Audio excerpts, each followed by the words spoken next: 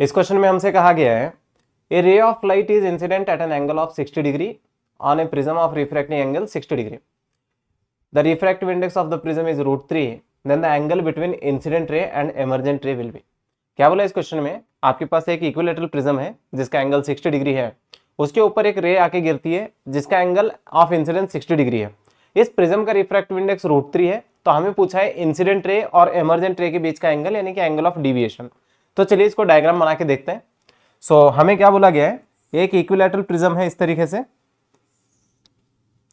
ये angle 60 degree का है. यहां से कोई रे ऑफ लाइट ऐसे आती है, ये वाली ऐसे कुछ जा रही है, फिर यहां से ऐसे बाहर निकलेगी. अगर प्रिज्म रास्ते में नहीं आता तो रे ऐसे जाने वाली थी. हमें ये एंगल बोलना है, सही है. तो यहां पे अगर मैं नॉर्मल ड्रॉ करूं तो ये वाला एंगल हमें दे रखा है 60 डिग्री.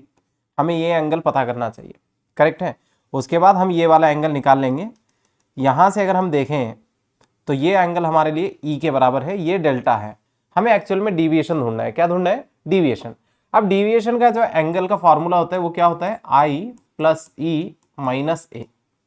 आई प्लस ए माइनस ए. तो पहले मेरे को ई पता होना चाहिए, क्योंकि आई और ए पता है तो मैं यहां से डेल्टा बोल सकता हूं, करेक्ट है. तो पहले मेरे को क्या ढूंढना है? ई. अब ई के लिए मुझे क्या करना होगा, यहाँ पे स्नेल्स लॉ लगाना पड़ेगा, फिर यहाँ पे भी स्नेल्स लॉ लगाना पड़ेगा, सही है. तो मैं इसको नाम देता हूं A B C from Snell's law at face A B. At face A B. A B के ऊपर अगर मैं स्नेल्स लॉ लगाऊं तो क्या होगा, देखिए 1 sin 60 एयर है ना, तो n1 sin i equal to n2 sin r. तो यहाँ पे एयर है तो इसलिए 1 लिया है, i के बदले में 60. n हमारा √3, sin r पता नहीं, एज इट इज रखेंगे, करेक्ट है इतना.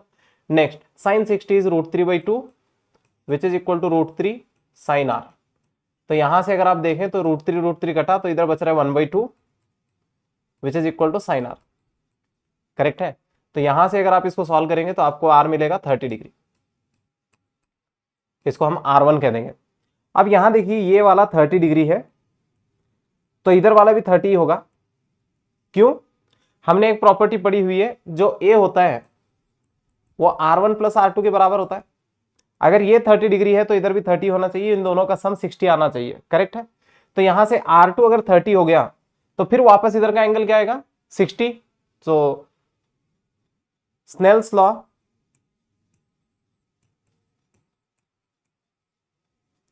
Eight face BC, sorry AC वाले फेस पे लाइट इस बार कहां से कहां जा रही है? ग्लास से एयर में जा रही है, तो इसलिए यहां पे √3 sin 30. एयर में जा रहा है तो इधर का रिफ्रैक्टिव इंडेक्स 1 sin E. तो यहां से अगेन ये √3 sin 30 1/2, सो ये √3/2 हो जाएगा which is equal to sin E. तो यहां से E की वैल्यू पता चल गई 60 डिग्री. आप बताओ मेरे को क्या ढूंढना था? डेल्टा. तो मैं सारे वैल्यू पुट कर दूं. तो डेल्टा की वैल्यू 60 प्लस 60 माइनस 60. ये देखिए 60 काट दिए तो डेल्टा का आंसर कितना है? 60 डिग्री. तो इसका सही ऑप्शन कौन सा है? ऑप्शन 2.